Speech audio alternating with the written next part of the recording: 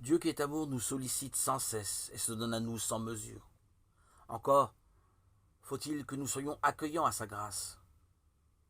Pour abondante que soit la fontaine, ses eaux n'entreront pas en un jardin selon leur affluence, mais selon la petitesse ou grandeur du canal par où elles sont conduites.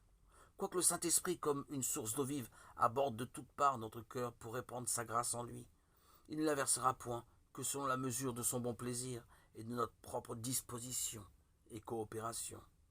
Notre sanctification vient de Dieu, et elle est liée au libre consentement de notre volonté. Nous sommes donc des coopérateurs de Dieu. C'est pourquoi veillons à ne pas recevoir en vain sa grâce.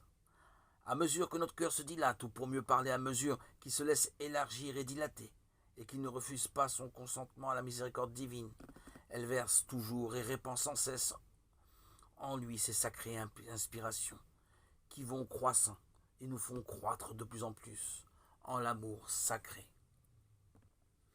Ouvrons les yeux sur les richesses qui sont en nous, sur les talents que nous devons mettre en valeur et faire fructifier. Regardons aussi autour de nous, tout est don de Dieu.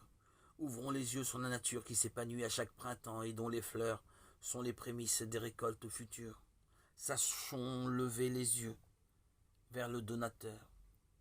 Ouvrons-lui notre cœur dans l'adoration et la reconnaissance. Oui, rendons grâce au Seigneur, car il est bon. Lui seul a fait des merveilles, car éternel est son amour.